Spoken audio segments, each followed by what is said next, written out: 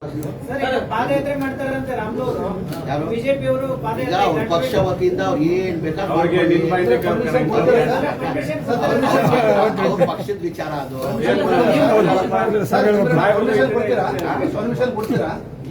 ಎಲ್ಲರಿಗೂ ಪರ್ಮಿಷನ್ ಕೊಡೋದು ಪೊಲೀಸ್ ಅವರು. ನಾವು ಪರ್ಮಿಷನ್ ಕೊಡೋದು ನಾವೇನಲ್ಲ, ಪೊಲೀಸ್ ಅವರು ಪರ್ಮಿಷನ್ ಕೇಳಿದಾರಂತೆ.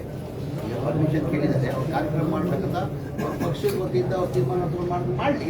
ಅದರಿಂದ ಏನ್ ಸಾಧನೆ ಮಾಡ್ತಾರೋ ಎಲ್ಲ ಇಡೀ ರಾಜ್ಯದ ಜನಕ್ಕೆ, ಇಡೀ ಬಳ್ಳಾರಿ ಜನಕ್ಕೆ ಗೊತ್ತಿದೆ ಆ ಇನ್ಸಿಡೆಂಟ್ ಯಾವ ತರ ಆಯ್ತು, ಹೆಂಗಾಯ್ತು, ಏನಾಯ್ತು ಅಂತ ಎಲ್ಲರಿಗೂ ಗೊತ್ತಿದೆ. ಮಾಧ್ಯಮ ಸ್ನೇಹಿತರಿಗೂ ಗೊತ್ತಿದೆ ಯಾರು ಚಾಲನೆ ಮಾಡಿದ್ರು, ಯಾರಿಂದ ಶುರು ಆಗ್ತಾಯಿತ್ತು ಎಲ್ಲ ಗೊತ್ತಿರೋದೇ ವಿಚಾರ. ಏನಂತ ಅವ್ರು ಹೋರಾಟ ಮಾಡ್ತಾರೆ, ಏನಂತ ಪಾದಯಾತ್ರೆ ಮಾಡ್ತಾರೆ, ಕಣ್ಮುಂದೆ ಕಾಣಿದೆಯಲ್ಲ, ಎಲ್ಲರಿಗೂ ಕಣ್ಮುಂದೆ ಕಾಣಿದೆಯಲ್ಲ ಅವಾಗ ಘಟನೆ ಹೆಂಗಾಯ್ತು, ಏನಾಯ್ತು, ಯಾರಿಂದ ಆಯ್ತಂತ ಕಣ್ಮುಂದೆ ಕಾಣಿದೆ. ಮಾಧ್ಯಮದವ್ರಿಗೂ ನೀವೇ ತೋರಿಸಿದ್ದೀರಾ. ಉಸ್ತುವಾರಿ ಸಚಿವರ ಬಳಿ ಏನಿದೆ ಪ್ರಥಮ ವರದಿ ಇದೆ, ಆಲ್ರೆಡಿ ಸಿಐಡಿ ಎಲ್ಲ ಆಗಿದೆ. ಅವ್ರು ಮಾಡಕ್ ನಾವು ವಿರೋಧ ಮಾಡಕ್ಕಾಗಲ್ಲ, ಮಾಡ್ಕೊಳ್ಳಿ. ನಿಮ್ಮ ಬಳಿ ಏನು ವರದಿ ಇದೆ ಆ ವಿಚಾರವಾಗಿ ಅವ್ರ ಬಿಜೆಪಿ ಪಾದಯಾತ್ರೆ ಅಭಿವೃದ್ಧಿ ವಿಚಾರವಲ್ಲ. ತನಿಖೆನ ನಡೀತಾ ಇದೆ. ಸಿಒಡಿ ತನಿಖೆ ಇನ್ನ ರಿಪೋರ್ಟ್ ಬಂದಿಲ್ಲ. ಅದು ಸಿಒಡಿ ರಿಪೋರ್ಟ್ ತನಿಖೆ ಆದ್ಮೇಲೆ ನಾವು ವರದಿನ ಕೊಡ್ತೀವಿ. ಜನಾರ್ದನ್ ರೆಡ್ಡಿ ಅಂತ ಇಶ್ಯೂ ಇಲ್ಲ. ಈಗ ಅವ್ರು ಏನಾಗಿದೆ, ಯಾವ ಮಾಡಕ್ ಕೆಲಸ ಏನಿಲ್ಲ, ಟೈಮ್ ಪಾಸ್ ಆಗ್ಬೇಕು, ಇದರಿಂದ ಏನೋ ಒಂದು ಆಗ್ಬಿಡ್ತದಂತ. ಆಮೇಲೆ ಜನಗಳು ಗೊತ್ತಿದೆಯಲ್ಲ, ಪಾದಯಾತ್ರೆ ಮಾಡ್ಬೇಕಾದ್ರೆ ಪಬ್ಲಿಕ್ ಇಂಟ್ರೆಸ್ಟ್ ಇರಬೇಕು, ಪಬ್ಲಿಕ್ ಏನಾದ್ರೂ ಆಗಿರ್ಬೇಕು.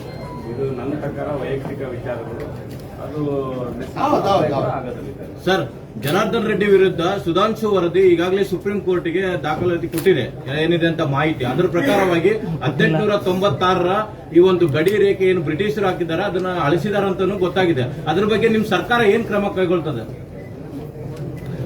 ಆಂಧ್ರದಲ್ಲಿ ಆಗಿರ್ತಕ್ಕಂಥ ಆಂಧ್ರ ಕರ್ನಾಟಕ ಬಾರ್ಡರ್ ಇವತ್ತಿಗೂ ಸರ್, ಆಂಧ್ರ ಕರ್ನಾಟಕದ್ದು ಆಲ್ರೆಡಿ ನಮ್ಮ ಮಲಪನಗುಡಿ ಏರಿಯಾ ನೋಡಿ, government of India survey department ಅದನ್ನೆಲ್ಲದು ಎರಡೂ ಗಡಿನ ಗುರುತಿಸಬೇಕು ಮಾಡಬೇಕು ಅಂತೇಳಿ ಅದನ್ನೆಲ್ಲದು ಆಗಿದೆ.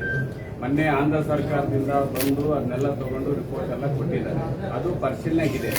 ಅದು ಎಲ್ಲ ಸುಪ್ರೀಂ ಕೋರ್ಟ್ ಅಲ್ಲಿ ಅದು ಡೈರೆಕ್ಟ್ ಅಬ್ಜೆಕ್ಷನ್ ಕರೆದಿದ್ದಾರೆ ಸರ್, ಕರೆದಿದ್ದಾರೆ. ಅಬ್ಜೆಕ್ಷನ್ ಫೈಲ್ ಮಾಡಿದ್ಮೇಲೆ ಏನ್ ಬರಬೇಕು, ನಾವು ಕೂಡ ಪತ್ರಗಳು ಬರ್ದಿದೀವಿ ಅದ್ರ ಬಗ್ಗೆ.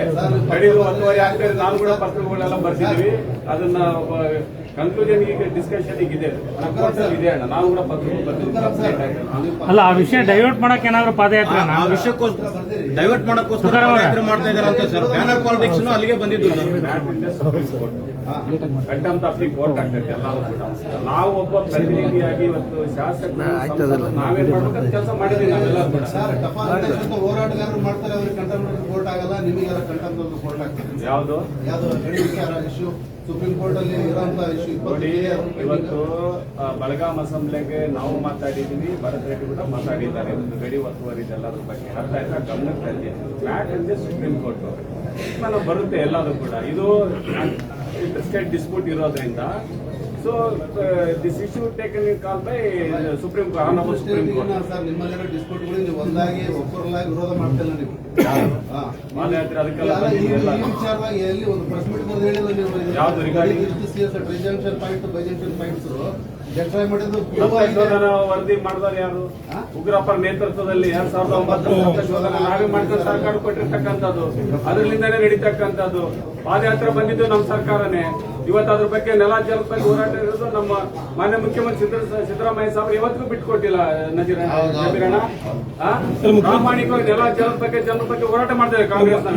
ಮಾತಾಡಿದ್ದಾರೆ ಎಷ್ಟೋ ಸರ್, ರೆಕಾರ್ಡ್ ಕೂಡ ಬರ್ತವೆ ಸರ್. ಕೇಂದ್ರದಲ್ಲಿ ಕಾಂಗ್ರೆಸ್ ಸರ್ಕಾರ ವಿರೋಧ ಪಕ್ಷದಲ್ಲಿ ವಿಫಲವಾಗಿದೆ. ಯಾಕಪ್ಪ ಅಂದ್ರೆ ಬಿಜೆಪಿ ಅಧಿಕಾರಕ್ಕೆ ಬಂದ ಡೇ 1 ನಿಂದನೂ ಏನೋ ಆಧಾರ್ ಕಾರ್ಡ್ ನಿಂದ ಸ್ವಾಯತ್ತತೆ ಕಡಿಮೆ ಆಗುತ್ತೆ, ಸ್ವಾಯತ್ತತೆ ಧಕ್ಕೆ ಬರುತ್ತೆ ಅಂತ ಅಲ್ಲಿಂದ ಪ್ರಾರಂಭವಾಯಿತು. ಇಲ್ಲಿವರೆಗೂ ಪ್ರತಿಯೊಂದು ಬದಲಾವಣೆ ಮಾಡ್ತಿದ್ದಾರೆ. ಕಾಂಗ್ರೆಸ್ ಸರ್ಕಾರದ ಏನು ಪ್ರಯೋಜನ ಇದಾವೆ ಅವೆಲ್ಲದನ್ನು ಹೆಸರು ಬದಲಾವಣೆ ಮಾಡ್ತಾ ಇದ್ದಾರೆ.